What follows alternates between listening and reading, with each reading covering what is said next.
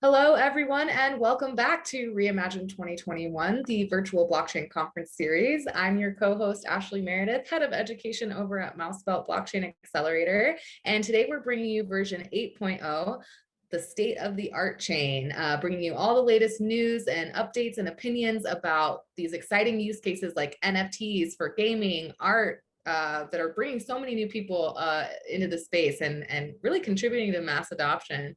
And today I'm really excited to be here with James Anderson. He's the CEO of RioDefi.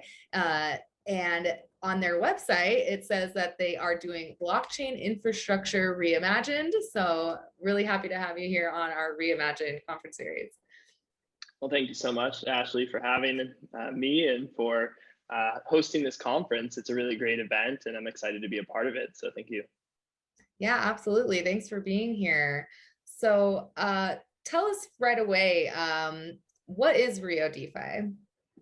Sure, thank you. RioDefi is a blockchain technology company whose mission is to accelerate the mass adoption of digital assets by bridging traditional and decentralized finance. And we do that by connecting blockchain systems with financial institutions and with other blockchains as well. So we're built on Parity's substrate framework for the Polkadot network. So we think that through that, blockchains will be able to achieve true interoperability. Excellent to hear. Polkadot is definitely someone that we really admire. We have the MouseBelt University program. So any students who are tuning in, if you are looking for resources, meetups with workshops, we do workshops with companies like Polkadot, head over to mousebelt.university. And so when I interview people, I always like to ask them to kind of speak directly to students. We have over 100 universities in 24 countries that have engaged with our platform. And I always like to ask entrepreneurs such as yourself, first of all, what's your background? How did you get into blockchain? And do you have any advice for students who are thinking of making the same leap that maybe you did? Sure, absolutely. I got into blockchain actually back in 2013. I started exploring Bitcoin. I went to a conference called PorcFest in New Hampshire, and it was sort of a freedom festival. And I met there actually Vitalik Buterin. He was there talking about smart contracts before Ethereum was sort of a named thing. He was working for Bitcoin Magazine at the time. Also got to meet Eric Voorhees, founder of Shapeshift, and a number of other companies. And so I got to use Bitcoin very practically back then to buy things like just a breakfast burrito at the event. And so it was like a really hands-on experience. So I bought my first Bitcoin using cash, and there was a sort of nonprofit there, Bitcoin Not Bombs. And so it was like, an anti-war thing. And so it was really cool to see sort of that idea-driven nature of Bitcoin, and it really intrigued me. And I ended up investing into Ethereum in 2014 during their initial crowd sale. And then from there, I sort of watched it evolve over the years. In 2017, I got involved full-time in blockchain, also with an educational business. So it's near and dear to my heart as well. It was blockchain investors, so teaching people how they can purchase cryptocurrencies for the first time, how to store them securely, hardware wallets versus software wallets, which exchanges to trade on, these kinds of things, analyzing different crypto projects. And then from there, unfortunately at the time, it was when Google shut down all crypto advertising, MailChimp shut down crypto newsletters, Facebook shut down crypto advertising. So it kind of killed the business toward the end of like 2017, beginning of 2018. So I ended up switching into a business that was called Social Evolution, which I co-founded to help propagate, amongst other things, like DAO technologies. So we were doing a lot of research around decentralized autonomous organizations and how we can help other communities, even in not in the blockchain space, to adopt this technology to better connect with their communities so that they can leverage the strength of the crowd, right? Because oftentimes someone who donates to a nonprofit, right, they feel a little disconnected sometimes. They feel like they're just a donor. So if you can actually bring them in as a stakeholder and incentivize them from the growth of the platform and from what the work that's being done,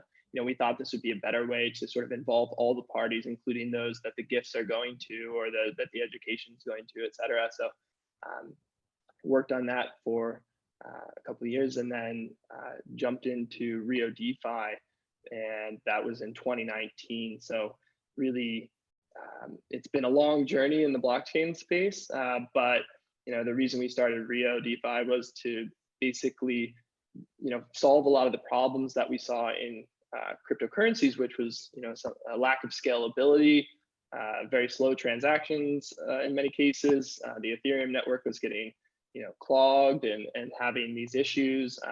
I'm obviously a big believer in Ethereum, and still use a lot of Ethereum dApps, of course, but I think the blockchain space needs to expand to become multi-chain, and I mean obviously it has, but we want to be a part of that next leg of evolution. So absolutely. Well, I think sounds like a journey that I've heard from students all the time. Went to a few conferences, met some of these people, got really enchanted by this industry that has so many like ideals behind them. Really awesome that you met Eric Voorhees way back then. Just to plug the Reimagined YouTube channel for anybody just tuning in. This is Reimagined 2021 version 8 state of the art chain, but go check out our YouTube channel, hit subscribe. You can find interviews there with Eric Voorhees, for example, who I think is just really has a philosophy, right, of how they want to engage with customers, and just really admire that. And I think it's also so great that you kind of started by teaching, right? Like that's the best way to learn. And I always encourage students to, start a blockchain club on their campus, host meetups, try to create, info packets for people or explainer videos. And it's just been awesome to watch those students, get that experience educating others, and then go on to start their own startups like yourself. So obviously, maybe for people tuning into this event, because there's all this NFT hype and a lot of artists are getting in, people I never would have imagined talking to me about crypto, like my musician friends from years ago. I never thought I would be able to talk to them about work, and are now asking me questions. Can you explain a little bit about some of the reasons why you started RioDefi? Like what's so important about interoperability? How were blockchains working before? What is this whole DeFi movement about? Sure. Yeah, I think the main thing with interoperability for me is that there's not going to be one blockchain to rule them all, sort of thing. So I guess I'm very different from a Bitcoin maximalist in that way. Like I think Bitcoin is a digital gold. I think it's one of the ultimate stores of wealth and value. But I think, to do many of the things that you would want to do in the blockchain space, such as, the smart contracts that can help to automate finance, the ability to use blockchains for art, with the NFT movement, and for gaming, and for these kind of things, I think each one might require a tailored, specific blockchain for that purpose. And obviously Ethereum can do many things, so it's fantastic in that way. It can even have a wrapped version of Bitcoin on it, and then but as the world grows, and as ETH faces scalability issues, there's a need for other blockchains, and there's a need for them to talk to each other, because really the network effect is a concept many people have been introduced to through blockchains. As the network value grows, often the value of the cryptocurrency underlying it also grows, because it's sort of a Metcalfe's law. So that as the size of the network grows, right, then the value can grow exponentially. And so I think this also applies when you have a multi-chain system where blockchains are talking to each other, because you can really leverage the value of each chain in a much greater way, because they now connect to other systems.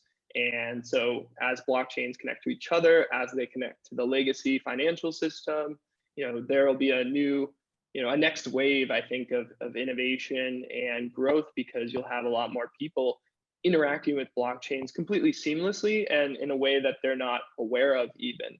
And so we started RioDefi in order to help accelerate this movement, accelerate this mass adoption of digital assets, by helping to connect blockchains to traditional banking, traditional finance, as well as to connect them to each other, because we were seeing a lot of issues around scalability, around speed, and also around the ability to get into cryptocurrencies for the first time using fiat currencies. It can oftentimes be difficult. And so we, especially in Asia, there's a lot of emerging markets, and for many people, it can be quite difficult to get their hands on some cryptocurrency. So we saw a gap in the marketplace and wanted to help address that.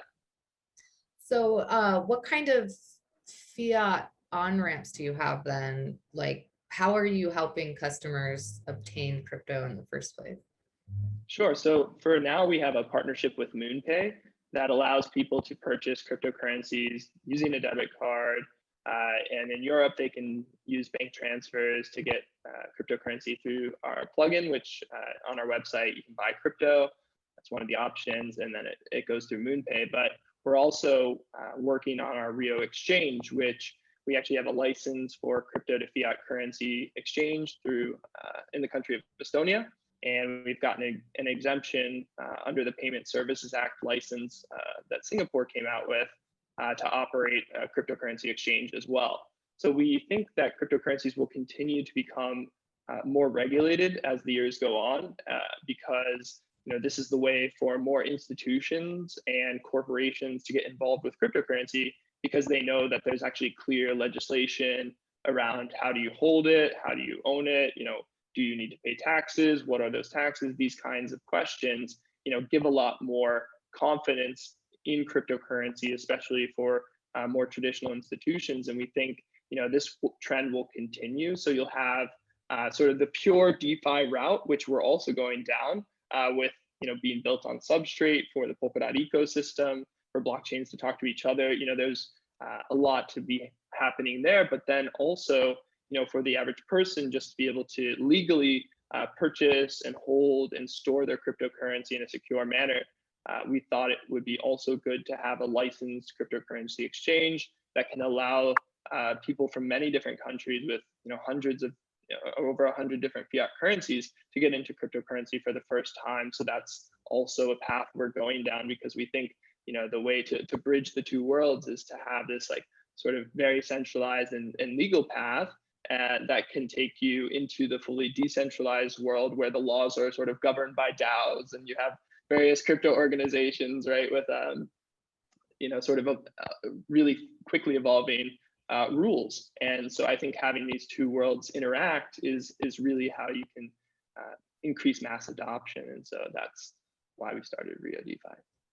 Yeah, that's amazing nowadays that you can just have like a plugin on your website that with MoonPay, I've seen it on a couple websites, you can just buy crypto right there and use it pretty immediately. It's come a long way. So what are some of the things that your platform or DeFi platforms in general allow people to do that they can't, or is difficult, or is not as providing as much value in traditional finance? Yeah, so I think one of the things that we're working on and should be released soon is the ability to earn not just crypto yields, but stable coins are crypto, but also stablecoin yields, and to be able to do so very simply, without having to go to Uniswap themselves or to go to platforms like Curve Finance. There are a lot of DEXs that people can use to provide liquidity on, which they can then get a portion of the transaction fees, which essentially earns them an annual interest yield, or APY, based in these cryptocurrencies. So we're doing yield farming as a service that we can pass those rewards along to users, which is very valuable when you look at especially the gas fees. So for many people, if you were to try to do these liquidity provision, use these protocols, you would actually lose money, because if you're staking small amounts, let's say you can make a 20% annual yield, that sounds amazing, right? But you might spend $30 in gas just to kick off that annual yield. So if you're staking small amounts or you just want to try it out, it actually doesn't make sense to do. But it does, so there are economies of scale in this yield farming, because the gas fees, as well as there's certain ways to boost the yields that require large amounts of money to be staked. to get those boosted yields. And so this is something that the average person, especially in Southeast Asia, doesn't have access to or wouldn't have the knowledge to do. So we want to make that super easy for people to get involved with and earn interest or earn staking rewards, I should say, utilizing these protocols on the back end. So we, through our platform, are enabling this. And I think another big thing is that many people find it a little overwhelming to have, just their mnemonic phrase be their, only thing that they can use to access their wallet.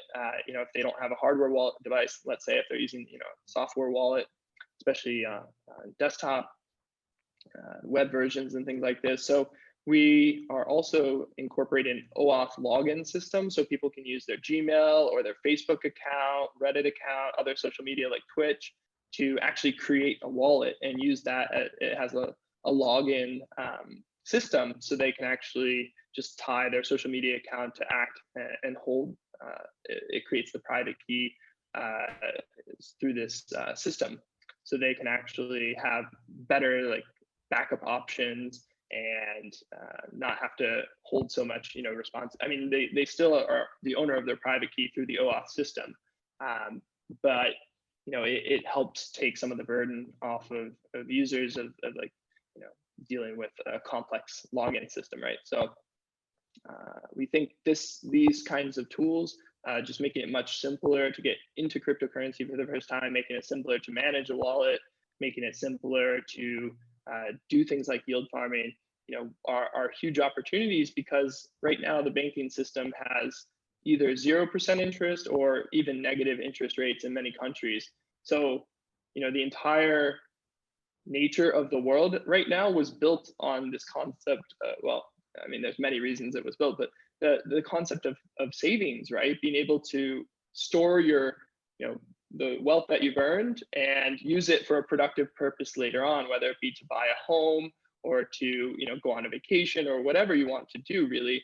But invest into capital intensive businesses, these kinds of things, it requires savings, which is the storage of productive capacity, and the banks and the financial system can no longer support savings. And so we think that's a very global problem and something that crypto is addressing. And it's not just us, we're leveraging the DeFi components built by giants. So we're very excited to be a part of that. Yeah, that was going to be my next question. Who you're based in Hong Kong. What other companies in the space do you kind of see as maybe not competition, or that you maybe aspire to be? Who are your customers, and what are you trying to do differently than anybody else? Sure. So our customers right now are definitely targeting more of the crypto users. However, we definitely would like to, as our technology fully comes to fruition, target everyday people like my parents. Actually, they've invested in crypto already, so maybe they're not the best example, but people who, from older generations, or people just learning about cryptocurrency for the first time, who, find the existing tech to be quite overwhelming. Crypto needs to be as easy to use as email. You just click a button. Okay, I'm sending a message. I'm sending it to this person, and I type a few things, and boom, it's done. I click a button. Right now, cryptocurrency is kind of built by geeks for geeks in some aspect. I mean, it can be quite technically complicated for many of these things, and so we want to simplify each of those points, because we think the blockchain should kind of happen in the background and not be something you have to be. So, I mean, I obviously have a lot of passion for blockchains, but I think the way to really take it to the next level is to reach people that don't care at all about blockchain. They just want to do something, right? They have a specific thing that they want to do. They want to earn a savings rate. They want to buy some art that they can store on their computer or on their mobile phone, and they want to get in, get out, get something done. And so I think targeting this kind of audience is really important, because right now I think cryptocurrencies have probably touched maybe 2% of the entire world's population in terms of those that have actually invested in it. Maybe it's up higher now, maybe to 3 or 4% potentially, but I think most of the world's people, Obviously in the developed countries, they've probably heard about Bitcoin, but that's maybe the end of it. They've heard about NFTs now, actually. I've really been excited that NFTs have actually put cryptocurrencies and blockchain into sort of mainstream consciousness in a really big way. We want to help accelerate that movement. And the businesses we really admire are those who, like Polkadot, for example, have really made interoperability the key focus for them, as well as scalability, because they felt that there were a lot of issues with other blockchain systems that don't have on-chain governance, so that they can, because sometimes there were contentious hard forks that can create splits between communities and things like this. So Polkadot allows for forkless upgrades, and they have this focus on a world where like 1,000 blockchains or 10,000 blockchains and millions of blockchains can bloom. And we really find that to be quite inspiring because, as I said previously, I think it's like, there are blockchains tailored for specific uses, and they can make tremendous value just doing one thing, for example. Yeah, absolutely. Well, speaking of newcomers to the space and people who see some sort of value in a blockchain solution, but don't necessarily need to know or care to know all of the technical details, we've seen so many people come in to the space over the last few months with this NFT boom. Do you mind telling the viewers, anyone just tuning in, welcome to Reimagine 2020. We are talking about the state of the art chain. So all of these exciting use cases for blockchain that have to do with art, music, NFTs, gaming. Do you mind telling the viewers kind of the history of NFTs? Like, they weren't just invented. Maybe why they weren't as popular before and what you think is driving this interest in it? Yeah, absolutely. And I might not be the ultimate authority I'm definitely not the ultimate authority on the history of NFTs, but I did buy some NFTs back in 2017 during the last cryptocurrency bull market, when CryptoKitties really became super popular. And I think this was the project that put NFTs on the map for the cryptocurrency space, but also it got a lot of mainstream media attention at that time.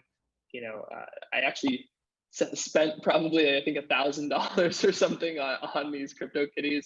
I thought it was really interesting to try to breed them and create new rare kitties and be able to sell those. And so there's like a kind of a collectible card game element to it. I was a big Pokemon fan back in the day of the Pokemon card game. So this idea that you could have this collectible card game, you could earn money on it, seemed really exciting.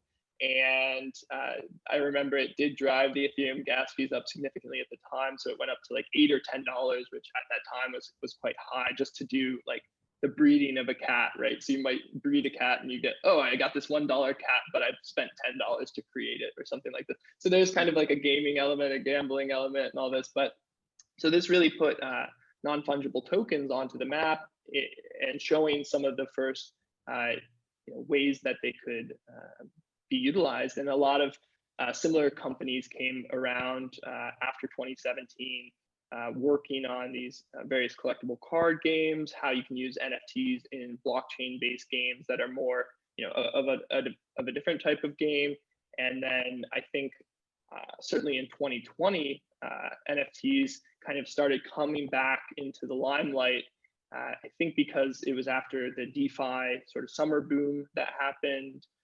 There was, sort of this yield farming craze, and people really got back into the space in a big way. The bull market, after the previous Bitcoin halving had started at that point, was really ramping up. And so I think there's something that tends to happen, not just in cryptocurrency, but in the world in general, is that art actually leads the innovation curve. So art is often one of the first things to go through a new sort of renaissance and evolution, and through the Renaissance itself, it actually led to human consciousness changing in a lot of ways. It sort of brought Western civilization, in any case, like out of the dark ages and into this new way of being, where art was taking prominence, and you had culture and society and people talking in cafes and these kinds of things, sharing of ideas. And I think what this next NFT boom has done is really, brought a new financial technology, that's cryptocurrencies and blockchains, into the mainstream consciousness through just all the attention that the various crypto artists such as Beeple crap actually. So he obviously had his big mural, which was, I mean, it was so impressive because it was, I think, over 14 years of daily digital art that was all collected in a single piece. And then that piece sold on Christie's for $69 million. And it was by an art collector in India, actually, who invests into many NFT art pieces. And he's got a crypto investment fund. And I think he even tokenizes and fractionalizes the NFTs as well. So there's, as the next like bull market comes in, it just as in 2017, there was a bull market at that time.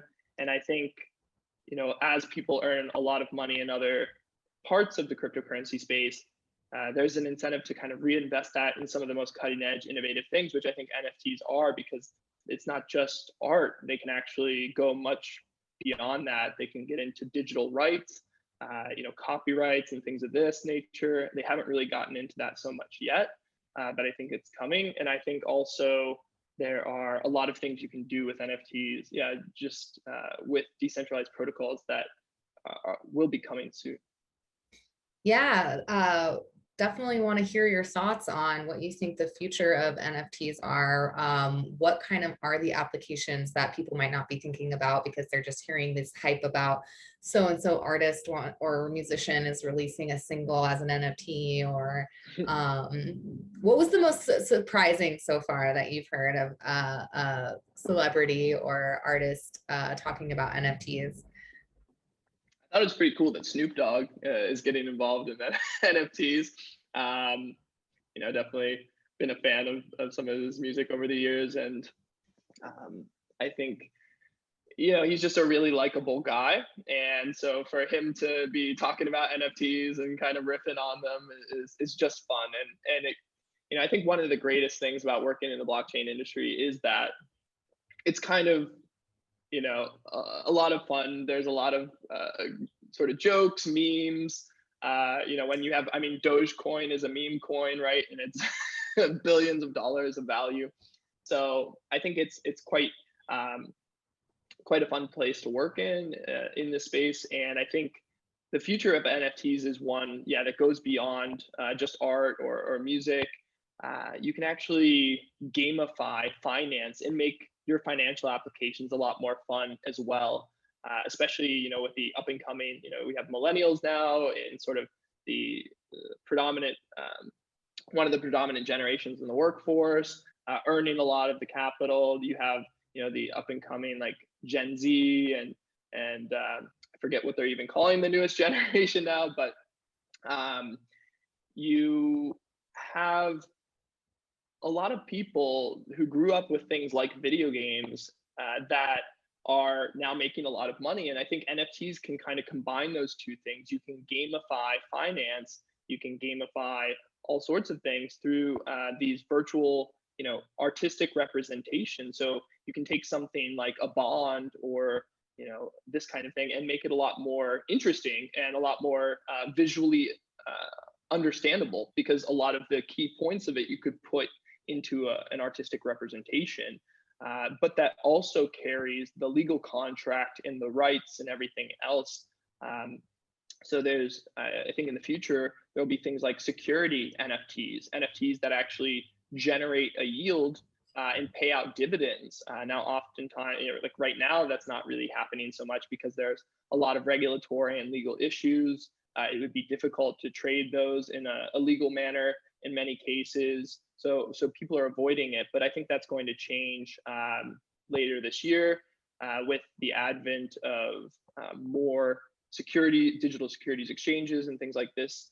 I think more people will become aware of these kinds of uses for NFTs. I think also you can have, even without the securitized aspect, you can have NFTs that generate a yield. So I've seen a number of projects in the cryptocurrency space, particularly within the Polkadot ecosystem. Bondly is a company that has really led the way with NFTs. They work with Logan Paul, I think, on a few projects as well, one of these big YouTube influencers. And so they've released this ecosystem called Polka Pets. So Polka Pets are these, sort of based on Pokemon, obviously, but they're these digital collectible cards that represent especially projects within the Polkadot ecosystem. So Rio has its own Polka Pet. RioDefi has one called Rio, and it's a psychic whale. So it's kind of fun. But basically, they allow you to airdrop. Well, not just them, but many like NFTs have this ability because they exist in a wallet, because they have a smart contract address. There's an ability to actually airdrop tokens onto the same wallet that holds the NFT. So this can allow you to give ongoing rewards, APY tied to an NFT. You can even airdrop other NFTs onto the NFT, the wallet holder who holds that one. So you can actually use NFTs almost as like a membership card or like a loyalty card or a membership badge, that you can really use to show your involvement with a community or milestones that you've achieved. Now, I guess since NFTs are tradable, you might, if you have a milestone achievement and then you trade it, well, that doesn't mean much, right? But you can see the origin of that NFT as well. I mean, you can see when it moved wallets, so you can see who got it originally, like what was the genesis of the NFT, et cetera. And so I think these kind of uses for NFTs to go beyond just the artistic elements or the musical elements, but actually to have the ability to receive airdrops or other NFTs as rewards is going to continue to increase in the months and years to come as people use these as a kind of a signifier of certain community involvement or certain things. Like you could have an NFT tied to just any community or platform, and then use that as not just a collectible but to earn ongoing rewards. Yeah, that's very cool. I'm just thinking like digitizing everything, right? Identification and my Safeway grocery store card, right? Like I have a Costco membership. Like couldn't I just own like a Costco membership on a blockchain? That's awesome. So any plans for RioDefi to get more involved in the NFT space? What is on the horizon there? Yeah, absolutely. So we actually recently announced an incubation hub because we believe that in order to make any blockchain valuable, you need usable decentralized applications on top of it. And so our approach has actually been to identify teams, entrepreneurs, and ideas that we think are highly scalable and can really showcase the RioChain technology and really work closely with those teams to help them succeed and to help them integrate and build on RioChain so that we can have a large ecosystem of dApps that have massive value. And so with that, we actually are in the midst of incubating 3 NFT projects on RioChain. So one of them is actually a Japanese themed NFT marketplace, and they've started their private sale, and so they've kind of gotten out there a little bit, but we'll definitely be going out in a big way within the coming weeks. There's another project that's actually doing luxury goods NFTs, so they'll be tying things like Rolexes and Chanel bags and other things like this. They'll be creating them as NFTs and actually have a way to create a decentralized, almost like a decentralized pawn shop, but a way to leverage those items to actually take out loans against them in a secure manner. So they're working with local companies to take custody of the item. Then they would create the NFT based on that. They would first, of course, make sure it's real. So they've actually been working for over 2 years on a technology that ensures the authenticity of these items, creates a digital fingerprint of that. That's through their own layer 2 chain that they built. And then they can take that, turn that item into an NFT then that's been verified as authentic. And then if it's stored in custody, they can then leverage the value of that through lending protocols. And they can also allow people to purchase these luxury goods for the first time using cryptocurrency. So it serves as another off ramp for this, and so it's all represented by NFTs, and it would be happening in like an online NFT marketplace. And then there's a third project that's more of a curated marketplace for NFTs, and I don't want to give too much details away because they haven't sort of announced anything yet, but they've joined us in our incubation hub and are very excited to be leading the space, because they don't, some of them come from a more traditional like art and movie background, but less from the blockchain space. And so, as they're learning about blockchains and cryptocurrency and NFTs very like in a new way, I think there's a lot of value to, take the best experts from, from art or from the movie industry and really help them to like figure out how they can embrace these new NFTs. Absolutely. I actually just got done interviewing a company doing luxury goods, and we also talked about how the future of NFTs is going to be like more curated or brand loyalty type stuff, because when I've tried to go, maybe I want to go buy an NFT on OpenSea or Rarible, and it's just like so much is there and you can get lost. So Yep. It is going to be the art world, I think, taking control of it and curating, and different celebrities and brands having these NFTs that people can understand their value and find things that they like.